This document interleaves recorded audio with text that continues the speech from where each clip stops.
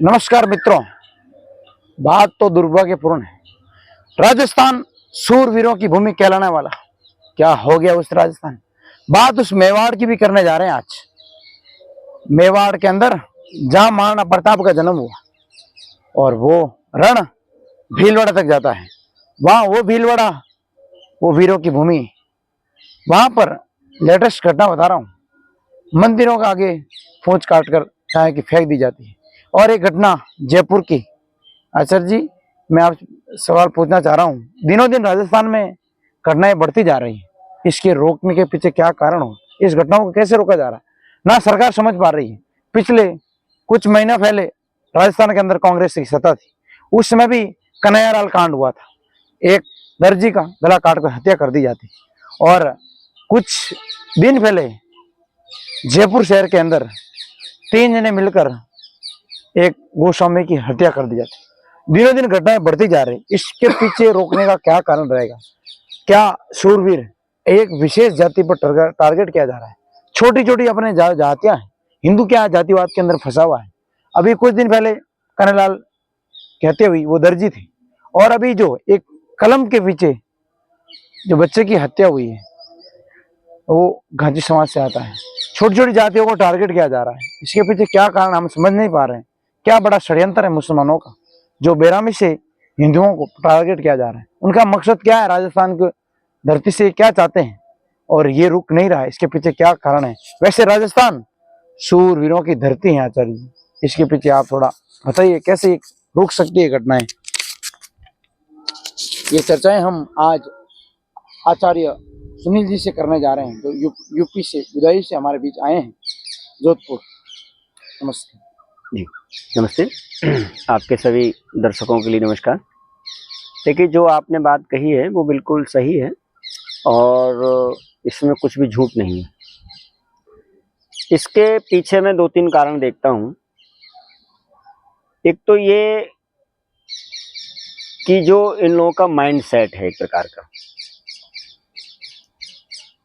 उस mind set के अनुसार ये घटनाएं होती हैं। दूसरा कारण है हिंदुओं का सामना नहीं करना, क्योंकि हिंदू जो है वो जातियों में तो बटा हुआ है ही। जब जातियों में बटा हुआ है तो कहीं ना कहीं उसकी शक्ति कमजोर होती है, और शक्ति कमजोर होती है तो अपने आप को थोड़ा सा कमजोर महसूस समझता है। हिंदू कमजोर नहीं है, और हिंदुओं का इतिहास आप उठा के देखेंगे, भारतीय पूरे विश्व का, तो जैसे कि आपने कहा कि राजस्थान जो है वीरों की भूमि रही है, तो राजस्थान तो वीरों की भूमि रही है। आप भारत में किसी भी राज व्यवस्था को देखेंगे, किसी भी और व्यवस्था को देखेंगे, वो सभी आपको वीरता, धीरता और विद्वता के प्रतीक आपको दिखाई देंगे। जैसे महाराजा शिवाजी को आप देखेंगे, शिवाजी महाराज, महाराणा प्रताप, ये सब उदाहरण, महारानी लक्ष्मीबाई, अन्य। शिवाजी का तो उदाहरण विश्व के लिए, महाराणा प्रताप का विश्व के लिए, और लक्ष्मीबाई का विश्व के लिए मतलब संदेश देता है। तो एक तो इसमें कारण मैं ये देखता हूँ कि हिंदुओं की एकता में कमी, सबसे बड़ी कमी। दूसरा मैं कारण देखता हूँ कि प्रतीत जो जवाब है, आप सज्जन के प्रति यदि सज्जनता से पेश आएंगे वो आपकी वैल्यू को समझेगा। जैसे हमारे कुछ इतिहास में कहा गया कि गाल पे कोई एक मारे दूसरा कर दो। मैं समझता हूं ये कायरता है, और इसको इसलिए बोल रहा हूं कि गाल पे एक मारे तो दूसरा कर दो। इसका एक उदाहरण मैं देना चाह रहा हूं। सामने वाला व्यक्ति है वो गाल पर मारेगा ही नहीं यदि इतना समझदार है, अच्छा है, ठीक है ना। और यदि उसने गाल पर एक मार ही दिया, मैं दूसरा और कर दूं, तो जब वो पहला मार चुका है क्या दूसरा नहीं मारेगा? वो दूसरा ही मारेगा। तो वो इतना समझदार नहीं है। अब आपको जब गाल पे आपके उसने आपके मार ही दिया, तो आपके सामने 2 रास्ता है। या तो आप उसके गाल पे जड़ दीजिए और उससे तगड़ा जड़ दीजिए, और या फिर गाल को, दूसरे गाल को बचा लीजिए। तो यहां पर जो है, अगर हम बचाने की स्थिति में नहीं है तो समाज को इन चीजों का, ऐसे जो घटनाएं होती हैं, इनका विरोध करना चाहिए। और समाज केवल हिंदू वर्ग नहीं, बल्कि घटना, देखिए सामाजिक परिदृश्य से यदि हम देखेंगे तो व्यक्ति की दो ही कैटेगरी होती है। आप प्राचीन व्यवस्था को देखें, एक मानवीय प्रवृत्ति यानी दैवीय प्रवृत्ति, और एक दैत्य राक्षसी प्रवृत्ति। समाज का बंटवारा इनके बीच में होना चाहिए, ना कि जातियों के बीच में या मत संप्रदाय के बीच में। तो गलत किया है उसका विरोध होना चाहिए, वो किसी उसका हो, लेकिन इनमें ऐसा नहीं होता। तो एक तो मैं ये देखता हूं कि इनका जो विरोधाभास, इनका मतलब सामना नहीं किया जाता। और आप दूसरा ऐसी घटनाओं के पीछे मैं देखता हूं कि इनका एक माइंडसेट है कि भय बनाना चाहते हैं।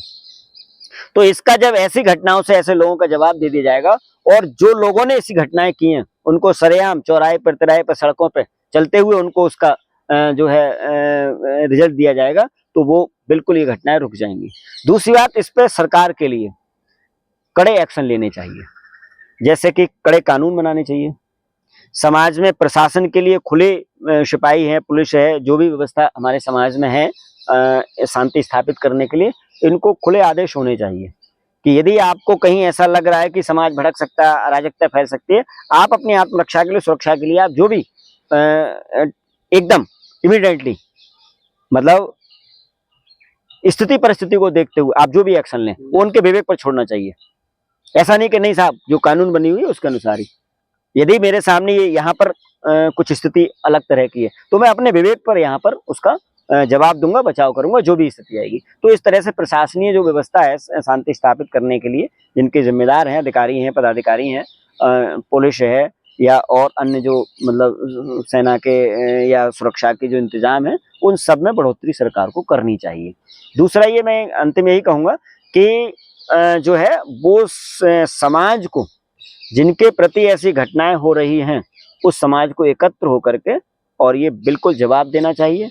जब ये जवाब देंगे तो ये स्वतः जो है, क्योंकि व्यक्ति, आप उदाहरण देख लीजिए, आपके गांव में या पड़ोस में एक गुंडा है और वो तब तक गुंडागिर्दी करता रहेगा जब तक उसका विरोध नहीं करेंगे आप, और जैसे ही आप विरोध में खड़े हुए और उसका वो तुरंत मतलब भाग जाएगा, वो कुछ नहीं मतलब। तो इसी तरह से इनका विरोध करना बहुत जरूरी है, और ये एक माइंड सेट है इनका, मतलब जो है इस तरह से जो कुरान से या जो मौलवी हैं, इस तरह के जो इनको माइंड इनका मतलब सेटअप करते हैं, ब्रेन वॉश करते हैं, वो इस तरह की इनके जो है।